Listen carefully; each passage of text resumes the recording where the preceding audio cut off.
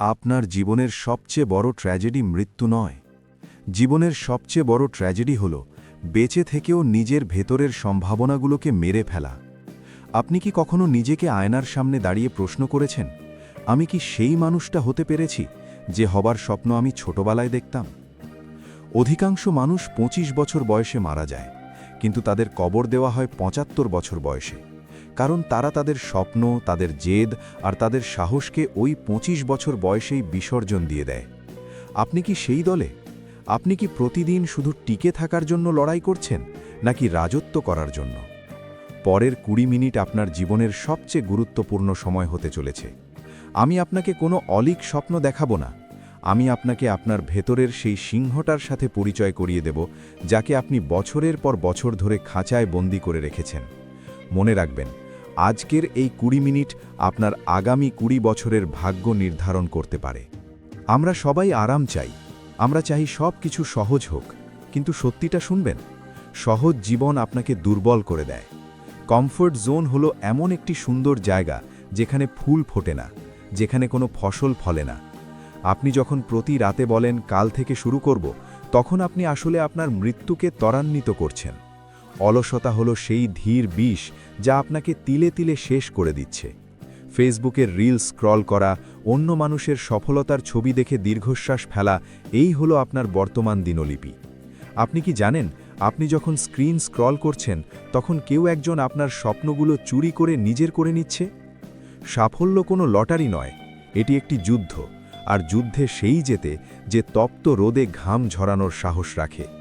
আপনি যদি সাধারণ জীবন নিয়ে সন্তুষ্ট থাকেন, তবে এই ভিডিওটি এখনই বন্ধ করে দিন, কারণ এই ২০ মিনিট শুধুমাত্র তাদের জন্য যারা অসাধারণ হতে চায়। ব্যথা বা কষ্টকে আমরা ভয় পাই, কিন্তু ব্যথা হলো আপনার বন্ধু। জিম করার সময় যখন পেশিতে টান লাগবে, তখনই বুঝবেন পেশি বড় হচ্ছে। পড়ার সময় যখন মাথা ধরবে, তখন বুঝবেন আপনি নতুন কিছু শিখছেন।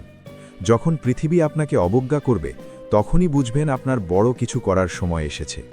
নিজের অশ্রুকে শক্তিতে রূপান্তর করুন। যেদিন আপনি আপনার যন্ত্রণাকে উপভোগ করতে শিখবেন, সেদিন পৃথিবীর কোনো শক্তি আপনাকে আটকাতে পারবে না। পৃথিবীর প্রতিটি সফল মানুষের একটি কমন গল্প আছে, সেটি হলো ব্যথা।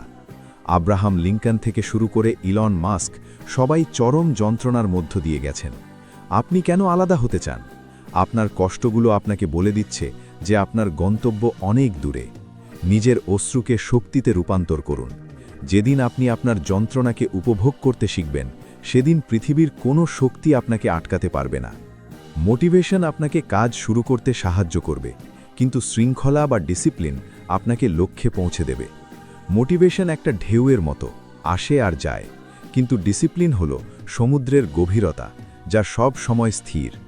আপনার মন বলবে আজ থাক, আজ শরীরটা ভালো নেই, বাইরে বৃষ্টি পড়ছে। ঠিক সেই মুহূর্তেই আপনাকে কাজ করতে হবে।